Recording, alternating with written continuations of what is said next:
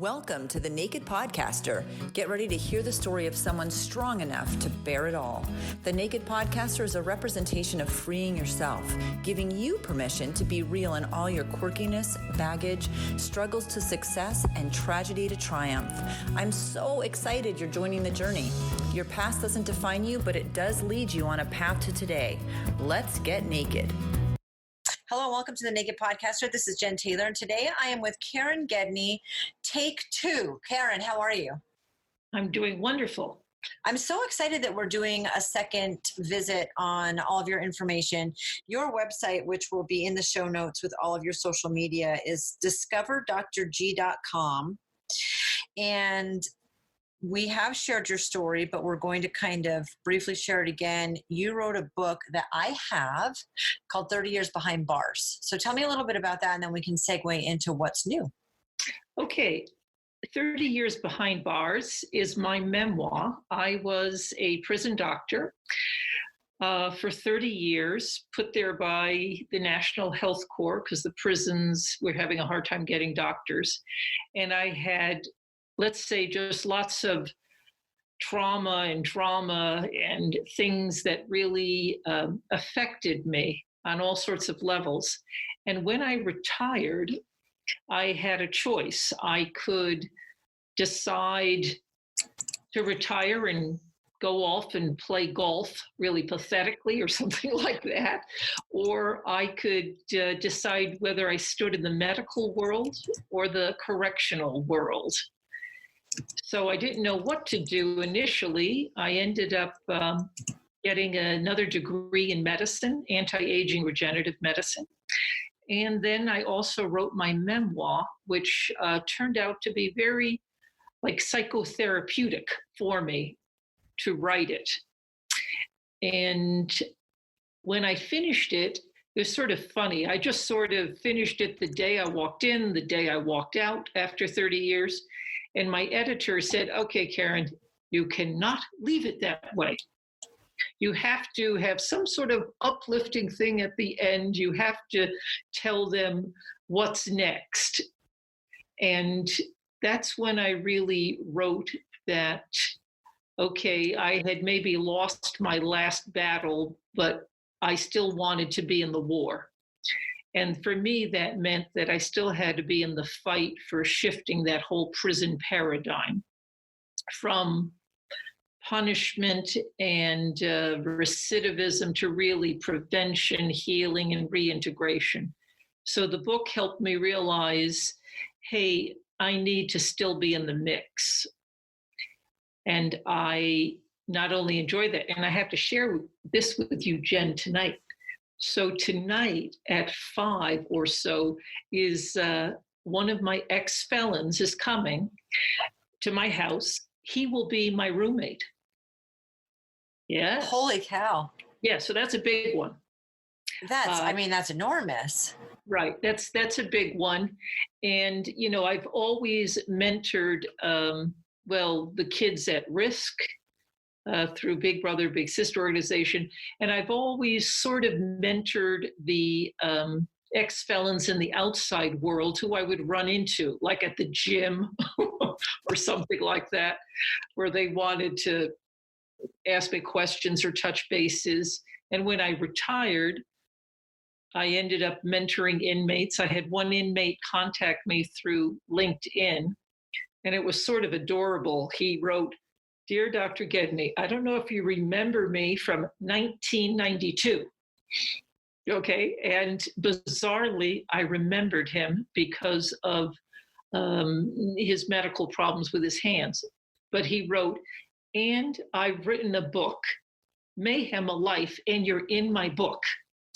Okay, how great. So I had to get the book to see, I'm only in 3 pages, but at least it's a good 3 pages.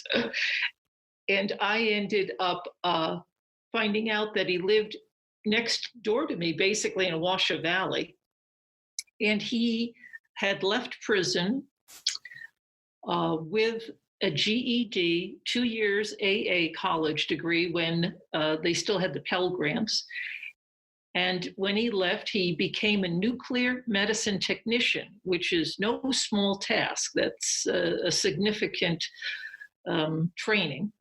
And then had a bad motorcycle accident a couple of years ago and decided to stop that and pursue his love, which was art. So he's really a significant artist. And what's really bizarre, I think this is all like serendipity in the world. This guy was trained in fine art by the guy who did my illustrations in my book, one of the ex-felons in my book. Yes. So you have a lot of, degrees of separation happening. Yeah. Well, if you're in the Reno, Nevada area and people get out of prison and stay locally, it would make sense that you would run into people, but that's crazy. Yeah, because this particular ex-felon is actually in California, not Nevada. Okay. And then bizarrely, and this is how I try to help my ex-felons, about 2 or 3 weeks ago, they had the Reno literary crawl. Do you know what that is? 6th annual literary crawl. Nevada Humanities put it on. And I saw that one of the workshops and big things was going to be Shaun Griffin's workshop, where he had taught at my prison system for 28 years, where he taught the inmates creative writing and poetry. So I went to it and I met 4 of my guys, all of who I knew from years ago, that are doing extremely well because of their ability to be in that creative writing and poetry class where they enabled them to deal with their emotions. And what's wilder even yet is that the guy who took me hostage in the prison wrote a poem 3 days before he took me hostage called The Last Poem. And that was his first night in that creative writing class in 1989. So that's crazy. Well, so you have to think in the prison system, I'm going to compare it oddly to a college dormitory. Right. You get all these people in one place that don't know what they're doing or what direction they want to take, don't have a lot of life experience, come with a lot of, like, I think about, all my kids going into college and stuff, come with their own set of baggage, even though they're young and don't have much life experience. You're talking about in a prison, yes, they've done bigger, badder things and got caught. Right. But similarly, it doesn't mean that they aren't smart, that they're not good people, that they don't have a lot of wonderful qualities. They don't have any clue what to do or what they like to do, and they take advantage of that. It's crazy for me that you were a doctor in the prison system, were taken hostage. It was such a crazy situation, including a bomb that killed the guy. I mean, like the whole situation. And then you turn around and go, wait a minute, the system's broken and I want to advocate for these prisoners. Right. How often do people ask you about that aspect of it? Because I know you, so it doesn't seem odd to me anymore, but I get that it's odd. Yeah, well, it's odd because people asked me, why didn't you sue? Why didn't you leave? Right? I mean, this is their response. Why didn't you leave? Why didn't you get out of your contract with, the National Health Corps that put me there for 4 years? They were all trying to figure out why I didn't chuck it in, basically. And especially, they were very avid about suing, the prison for what happened. And those things just never occurred to me at all. I mean, suing, I despise lawsuits, So that never occurred to me. And it also never occurred to me just not to go back to work. And that's, as you know, I have German parents, and that was just the way I was trained. But it was really the aftermath where I really saw the lack of compassion on the custody side and then the compassion on the inmate side. And it was like flipping the whole system on its head for me, where, wow, the people who technically should be my compatriots many times show characteristics that are not good. Abuse of power, stepping on someone when they don't have to, making things worse when they don't have to, not showing compassion, not only for the suffering of inmates who have medical psych problems, behavioral problems, but also for each other, including me, where compassion was really looked at as a vulnerability, a weakness, a security risk. And that just, on one side, I could understand their idea, but on another side, I realized that this is the worst thing possible, to not have compassion, mainly because for me, I'm more of a pragmatic, compassionate person, in that compassion allows you to try to understand, to try to develop insight, to have curiosity. If you just judge, that's an evil person, that's a bad person, everything's shut down. True. And I love that point, though, that the people that were working in the industry were the ones that you saw some of the worst behavior with, and the inmates, you might have had a really tragically awful experience, but for the most part, overwhelmingly, you had good experiences with the inmates. Yes, and you talk about that in the book, but, yes. And even more since then. I mean, you ended up not only doing your 4 years and not suing, but staying for 30 years and retiring, which I'm sure a lot of people can't imagine doing. And now I can't even think about you retiring with a Mai Tai on the beach forever. But now, so Shaun Griffin taught this class, right, and really touch so are your goal is to get more programs like that in the prison system to really help, right, the inmates. And it's sort of funny, what is it, October 22nd, I will be giving a talk at Truckee Meadows Community College for their Distinguished Speaker Series. And my topic will be on a holistic approach to prison reform, because as an internist, by training, I'm sort of a jack of all trades, where I sort of look at everything and then I try to diagnose the problem. And I always saw the prison and the medical world doing the exact problem, where they spend all their time, energy, and money on the tail end of a problem. Yeah. Whether it's a heart attack or whether it's a criminal violent act, everything was on that, versus, wait a second, what can we do to prevent these things from happening in the first place? And then if it does happen, what can we do to help that person so it doesn't occur again, right? That sort of thing. And when I wrote the book, that's a piece to just get the public to see the inmates through the eyes of someone oriented, well, who was not judgmental, but who was just sort of like clueless. I was like a babe in the woods. I was naive, but I didn't really go in with any idea.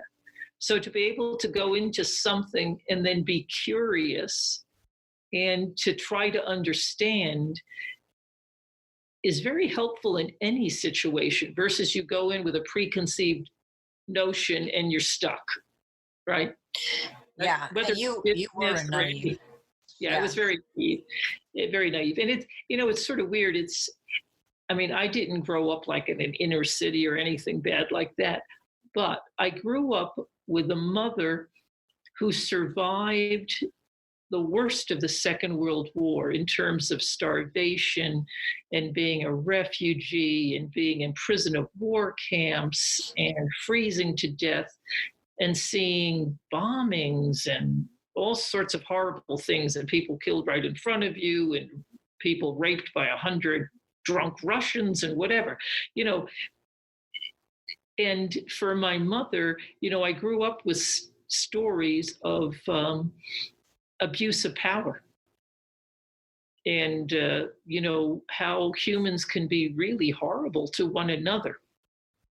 But for some reason, my mother, I don't know, by genetics or whatever went in her head, she didn't look at people as bad or good. She looked at it as just surviving and then looking forward. You know what I mean? She wasn't as curious as me, though. Maybe it's more, I'm more scientifically oriented, where I want to know, how come people do this? What's up with their brains, right? She's like, well, that's the way they are, and I'm going to go this way forward. Yeah. Right? Well, that's understandable considering her upbringing.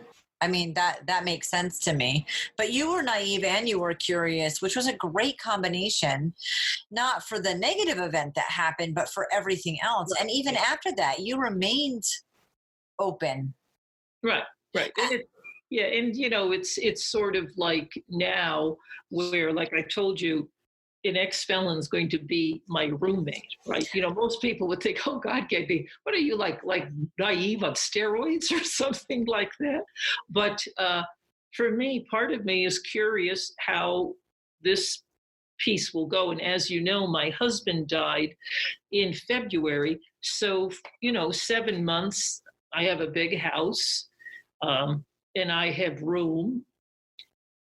And I know this guy probably better than I know the majority of people, because when you watch someone in a prison system and he was in 20 years, you know, when you watch someone deal with the worst of the worst and still have the best of the best behavior, and also be a worker and help and learn, and, you know, sort of like, it's not only me who thought he was the cream of the crop.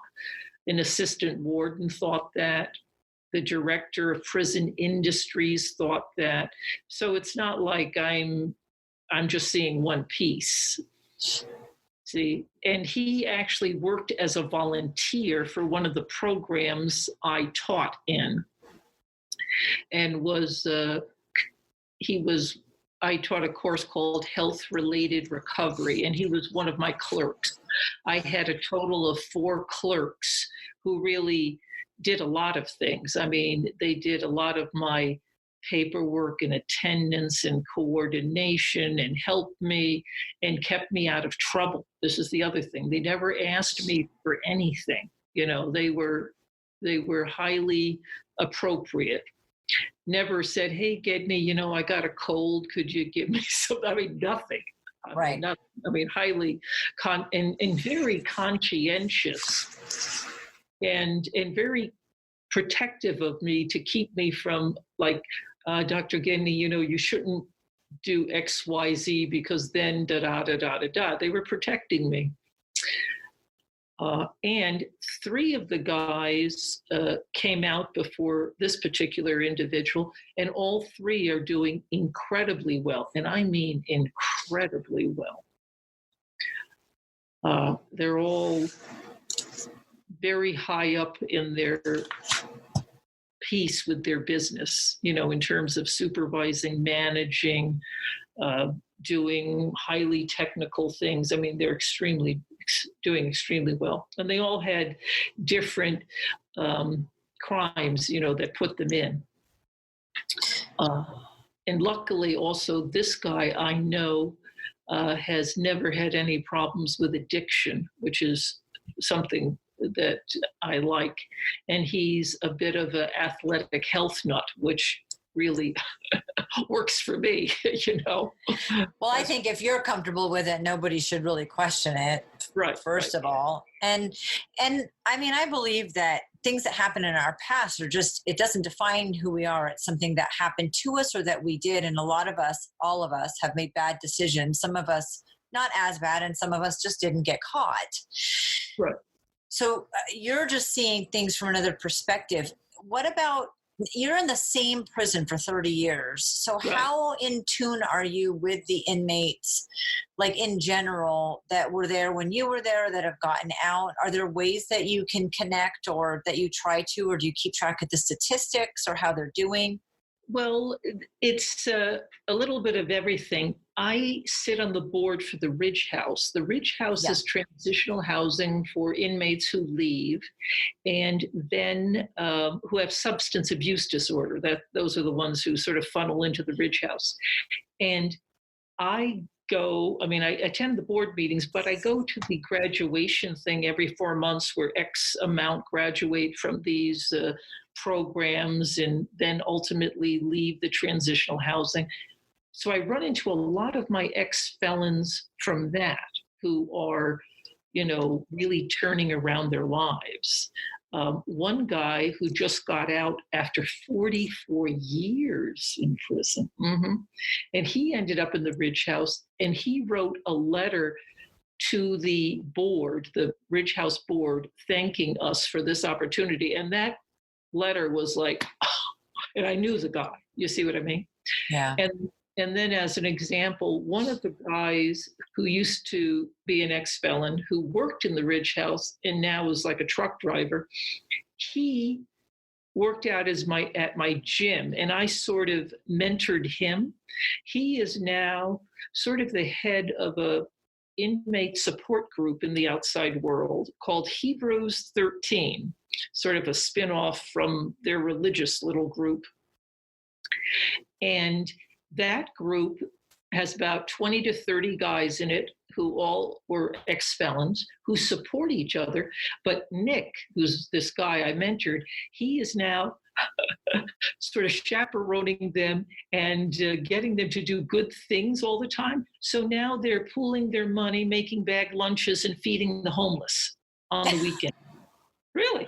That's where you see what I mean? So I'm like, and they feel so good about giving something back. You see what I mean? Well, I mean, I understand that, the feeling good for giving something back. And I also understand that they can probably relate to the people that they're feeding. Even if Right. they weren't homeless specifically themselves, Yes. that being stuck or down on your luck or not knowing any better or not having options, I mean, all the things that can go along with being homeless, these guys get it better than anybody. Right, right. So it is amusing. And then Yeah. when you think about it, logically, it makes perfect sense that, of course, they are going to want to turn around and help people that are coming from or in similar situations that they were in. Right. Like you were saying, holistic. Right, holistic. I mean, and the thing is, to me, if people when people aren't whole, it's very hard for them to help. And they are usually hurting on levels where they end up then hurting other people. But if they are more whole, they're far more likely to be in the helping arena and not the destructive arena. And that's one of those things.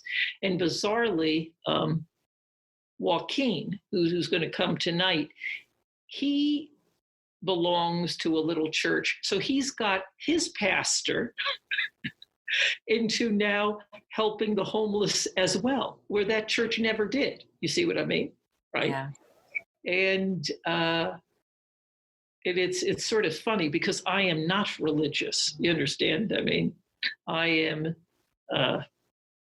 I'm not aligned with any religion because I must say I've always found them sort of divisive because they have different ideas and then they fight over their different ideas, where I'm more of the holistic thing, like, well, what are the common similarities people can agree on?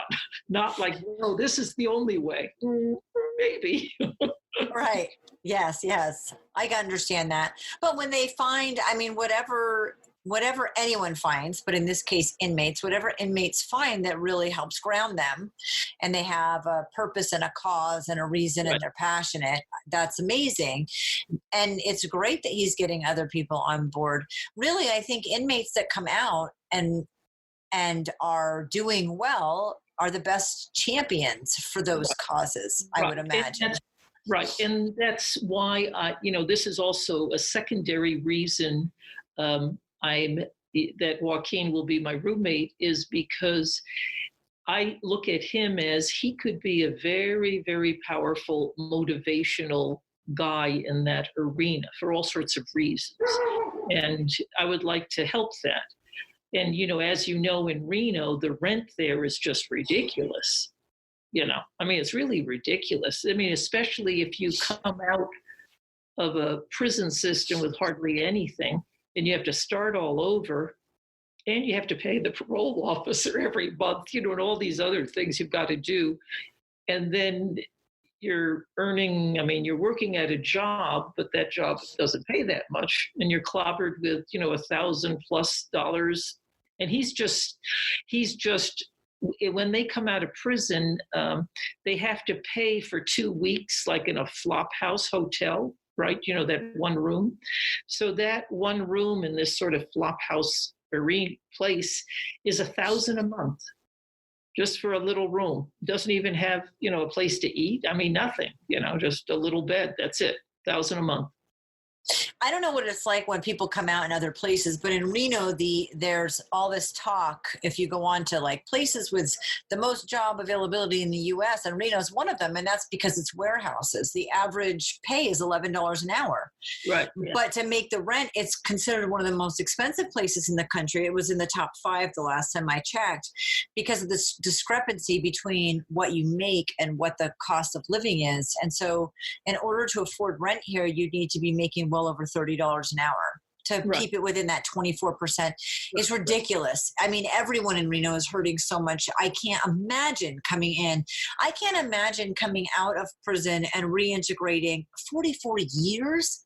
I can't imagine 5 years. I can't imagine how difficult it would be to do that, period. But then coming out with the expenses, the system is kind of setting them up to go back to the habits that they had that got them in there in the first place. And that's why, this holistic approach where it's so important to have a sort of transitional phase for them and a reintegration phase.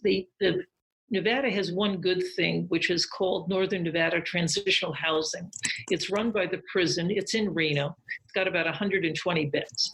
They select certain guys for this, but there a guy can stay in the housing, let's say, of this transitional thing in the prison, but during the day they go out and they work, and they come back and they stay there.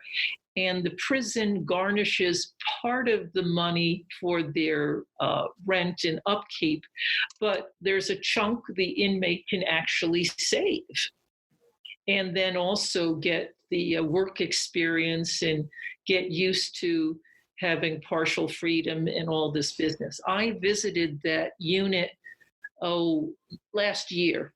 They have Lieutenant Wilson, very nice guy.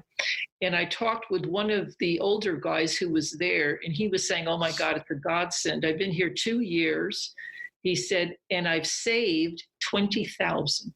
Wow. Yeah. He said, because he says, I don't use everything I save. He goes, I'm not like the young guys who go to Walmart and buy ho-hos and juju beans and, yummy bears or whatever, right?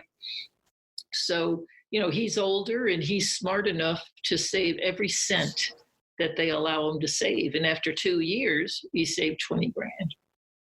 So when he leaves, he's really going to have an ability to get somewhere. Where young guys who go to Walmart and buy snacks and clothing and this and that, it's just, right? It's gone. It's gone. But, they have teachers there who try to teach them some life skills and some finances to make them understand you have to have a system and a plan. That's really tough. I'm going to go back to kids going into college, and these are people that might have gone into prison right around that age. Right. And most of their life experience has been in a prison. And so they don't have a plan and I get that. But yes, you're right. Having programs that they can, if they don't take advantage of them, at least they're there and that would be their fault. So tell me more about the art. I think it's great that the inmate that did the illustrations in your book has a published poetry book and taught fine art. Yes. To the inmate who's an author. So, I mean, like, everybody's connected, I think. And you're in that memoir. It just went full circle. Yeah. So, and I love that it's possible to go into prison, get your GED, or it was possible. Get your GED, and he got his associate's degree. I know you can still get your GED though. Correct? Yeah. You just, yes. They don't have the Pell Grant anymore. Right. But I will say one thing that has happened. There's an assistant warden, Lisa Walsh. Now, she's incredible. Unfortunately, she'll be retiring. But she did something that's unique. She ended up realizing, okay, the guys, we do have a college program, but they have to pay. And a lot of guys, they don't have any money at all. She ended up devising a fundraiser. And this fundraiser is paying for 60 guys to have a college education. Okay, now that's big. That's huge. Really, that's huge. Yeah. And the way she did it, I just find this wild. She ended up knowing that inmates would pay for food they would never get in a prison. And she talked with Costco and said, look, what if I order X amount of stuff once every 3 months? And then the inmates, will pay for it, because they have accounts.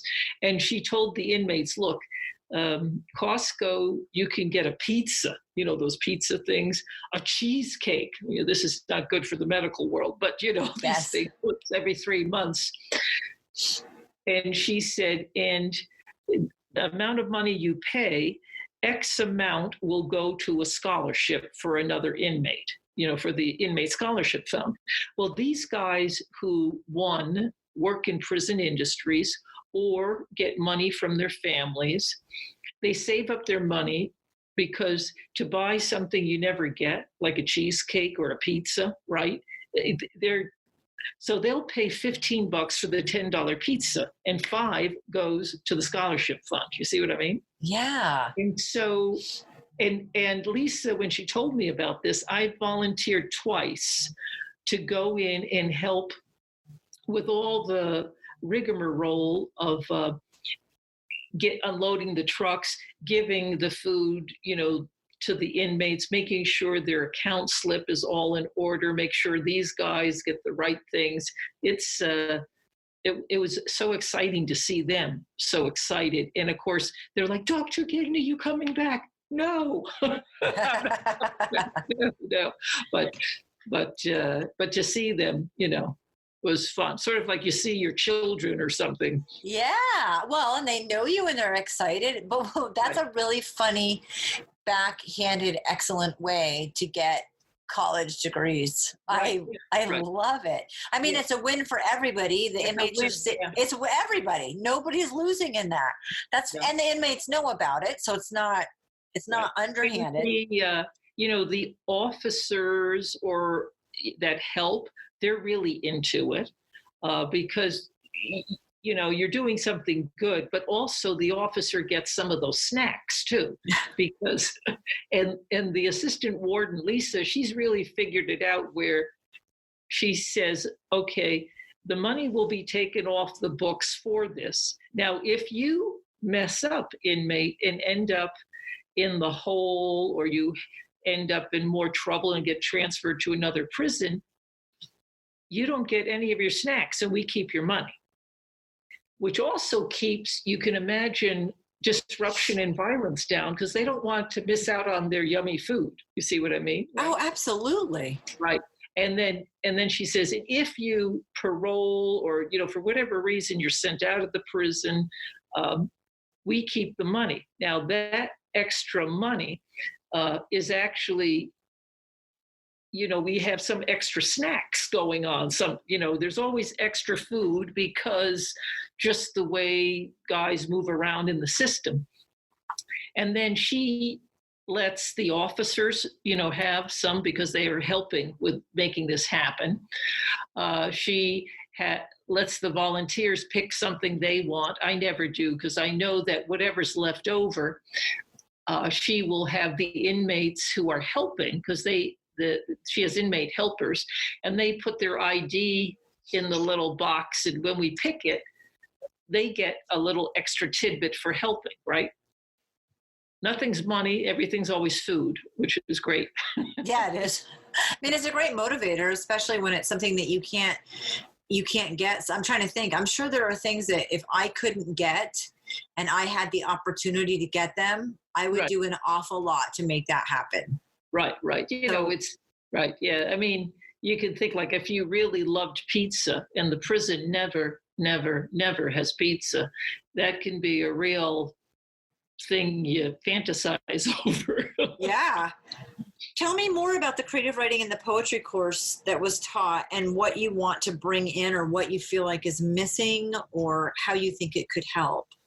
Well, that program enabled inmates to feel emotion without getting in trouble and expressing emotion, because to express love, anger, hatred, whatever on paper in a poem is very different than expressing it, boom, towards someone, and then you create violence and problems in a prison.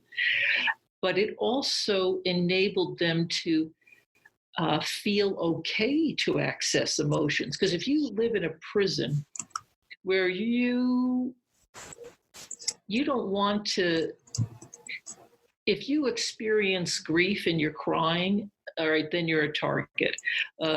You experience anything that looks like vulnerable emotion, you're a target. Anger is allowed to be expressed in a prison because that's the defensive mode. But to really care for someone else in a prison, also weakness, vulnerability, that sort of thing. But one can do it through writing, through art.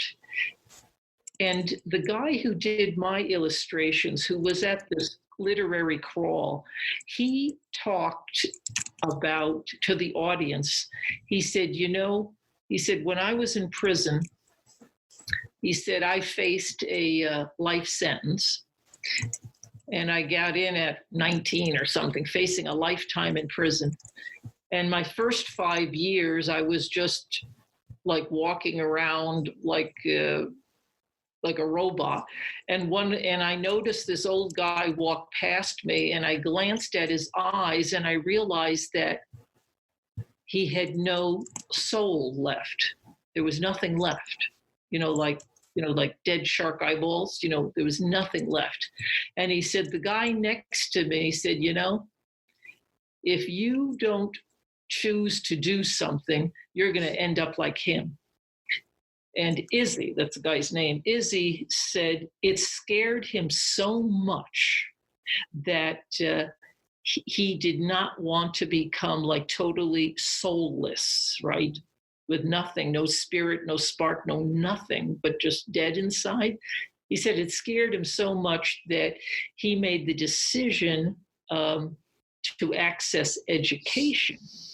But he said the thing that really saved him was the poetry and creative writing class, because there they could escape from the bars, metaphorically escape from the bars and be exposed to and feel things that they hadn't felt before. Plus, Shaun Griffin, as a teacher, he cared about them. Mm-hmm. He cared about them. He showed his care. He supported them. He encouraged them. He mentored them. And for many of them who had never had a father figure, that was highly, highly important to them. And Shaun, in the outside world, still keeps, he keeps in contact with his students. In fact, Shaun told me that I guess 160 had, been going to his classes long term and finally left, and that only one returned to prison. Wow. Right. Now, this is what he told me. Now, if that's true, then how much of that is the type of guy who goes for that, class, and how much is it the class that really transforms them into a person who is not going to come back? But that's extraordinary to me. So when I hear things like that, I think, okay, creative writing, poetry, or that ability to access that part of the brain should be absolutely front and center in a prison. And also programs like the Puppies on Parole program, the animal programs, I think are highly beneficial in a prison. And it's not just for the inmates, it makes staff feel so much better when you see a dog. Really? That's interesting. It makes the staff feel better. Okay. Right. And I had talked to one of the wardens who had taken care of the maximum security prison where the puppy program first started. And he said, when the cell block was getting, antsy and I could feel the violence was going to come on, he said, I took in one of the dogs into the cell unit and walked up and down with the dog. And he said the whole place changed its demeanor and quieted down. Because one, they don't want to lose the dog. You see what I mean? Yeah. They don't want to lose it, but also it just changes the demeanor to see the warden with a dog. You see what I mean? Right? Yeah.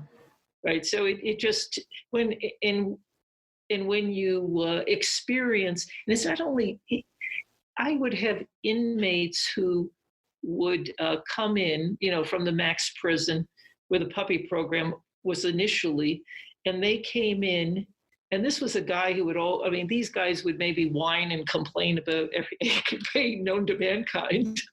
But then when they came in after that program, they're like, Dr. Gedney, I petted this dog, and then this happened, and then we did that for the dog, and the dog had a sore shoulder, so we raised money to send it to a vet, and they were like, they finally connected with something besides their aches and pains, and that was wonderful to see.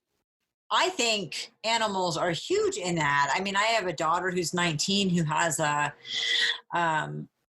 cute little dog that was trained as an emotional support animal, and because she has anxiety, and for her it's crippling, and it makes an enormous difference. So I love that program because it's not a person. The dogs don't judge them. Right. They just, what a great setup. And the dog can feel, and it's one of the few animals, or probably the only animal, that truly looks at you. Truly looks at you. Animals don't like to really spend a lot of time looking, but a dog will gaze into your eyes forever and make you feel like you're loved unconditionally. The art and the writing makes sense if you look statistically just at how much your brain chemistry changes when you smile at people. Right. Yeah. If you change your brain chemistry to have an attitude that's more grateful, if you journal things. So I think putting inmates in a situation where they have the freedom, that luxury to be able to express that in a safe place. It's kind of like the dogs. It's a safe place to express certain emotion that they cannot in the situation. So how fantastic, but I cannot, it is astounding to me that only one person ended up back in prison from, that's 160. Yeah. That's what Shaun told me. He told me that. I will say, all right, I'll give you this thing. The guys that worked for me, who were my volunteer workers, service workers, only one out of all of them came back. Now, these were guys, though, who, sometimes you don't know who selects out, right? But I remember one of my workers telling me, and he said, Dr. Gedney, the ability to do something where I'm a service to others, and he meant a service to the other inmates.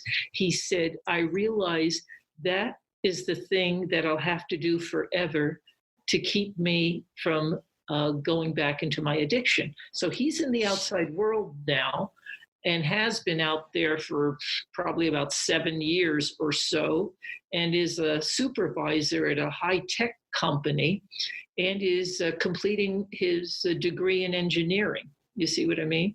Yeah. But he was the one who really articulated how important it was to be of service. So I think the ability to do programs where you can have guys be of service to someone else besides themselves, because that altruism makes them better. And once they get a taste of that, the average person likes that feeling. Well, and they yes. they like that feeling, to feel like they've given. And they just have to find something that they want that, resonates with what it is, right? Yeah. So when you're in the prison system, how do you get chosen to be one of the service or one of the helpers in the first place? Yeah, well, the one, they have to be disciplinary free. That means, it can't be a guy who's constantly in trouble. Right. So they already start with a level that they are not the troublemaker. Then the second thing is, now imagine when I first started my programs, I didn't quite know, like who to pick, right? I was a little clueless. So what I noticed was there started a incarcerated Vietnam veterans chapter on the yard. And these were vets who, actually a custody officer started this charter. And I first helped that custody officer do a substance abuse class, and I relied on the incarcerated vets. And that's a different type of guy. That guy has had experience, tended to be older, and I had them initially help me. And when they helped me, they made it clear to me who I should or shouldn't involve in, because they knew, who were the troublemakers and things like that. And then once I got a good foundation of good guys, they were the ones who chose guys for me. They said, hey, Dr. Gedney, what do you think about so-and-so? And I would interview him, and then I would realize, this is a good pick, right? I love that they got to pick each other. What better? Yes, right. It's much better. And of course, I have the right of first refusal. You know what I mean? Yeah. But these guys picked someone who they were working with in prison industry, who they had seen be a worker. You know what I mean? Because to be a volunteer worker, you want someone who's actually going to do the work. Yeah.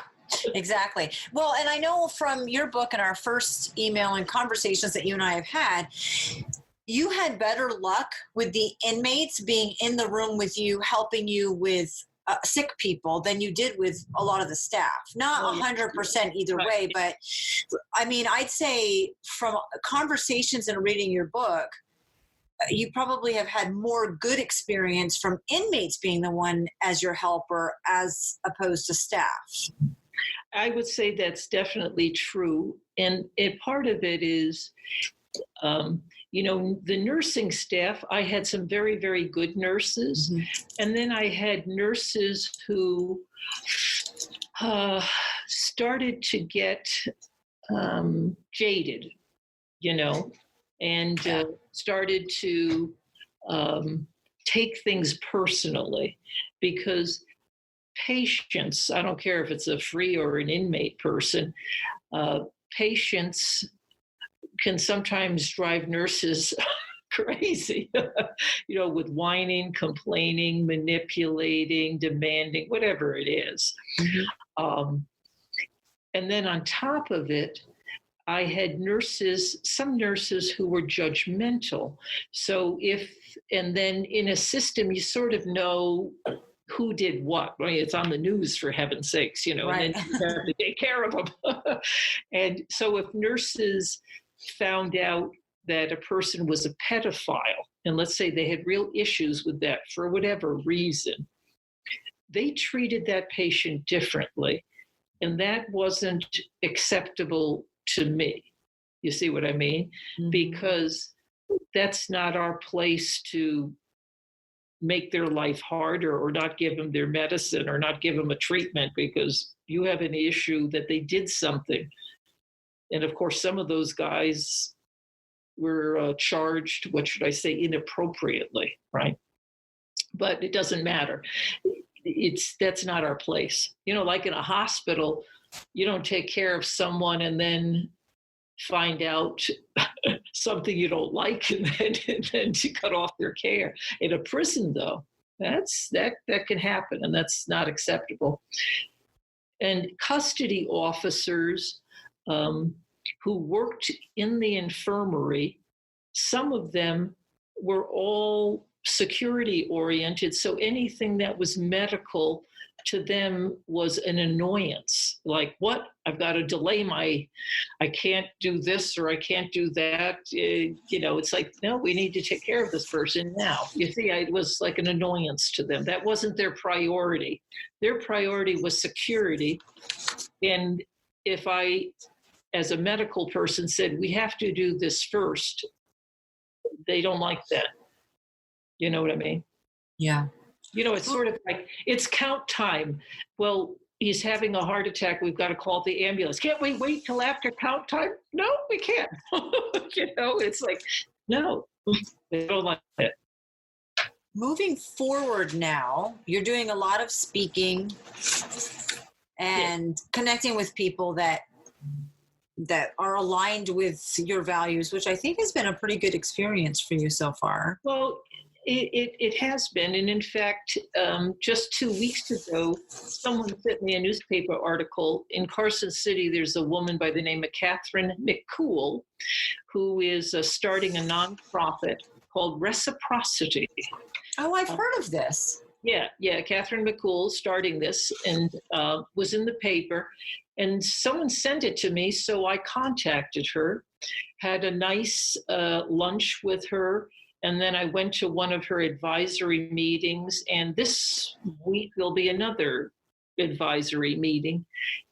And I told her I don't want to sit on the board because I'm sitting on a different board, but I would like to see if I could help and steer people her way, to be sort of like a helper type person, advisor helper.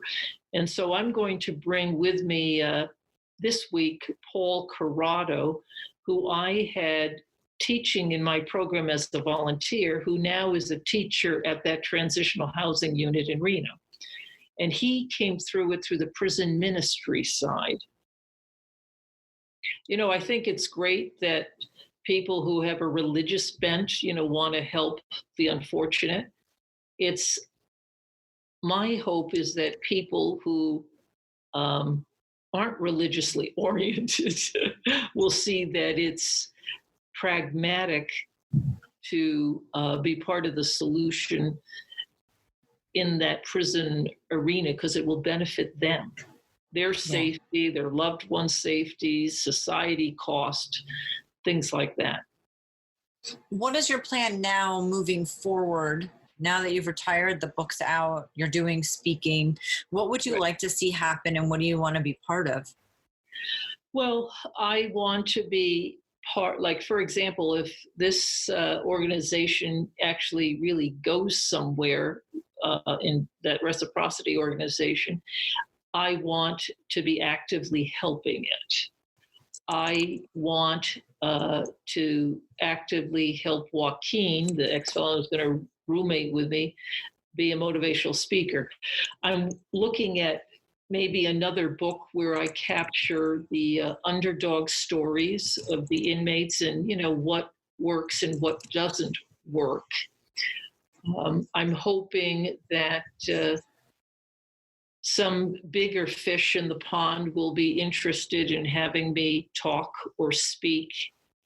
I think I told you I had 2 screenwriters contact me who are interested in my book, but they didn't go anywhere. But I'm always hopeful maybe somebody will take it on as a project or a documentary or something, not because of my ego issues, though my sister would like that. but more like, well, just take the story and show the medical side, the healing side, right? Right.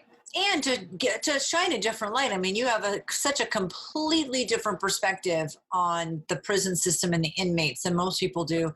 And you were in the prison for 30 years. Right. So no one can tell you that you're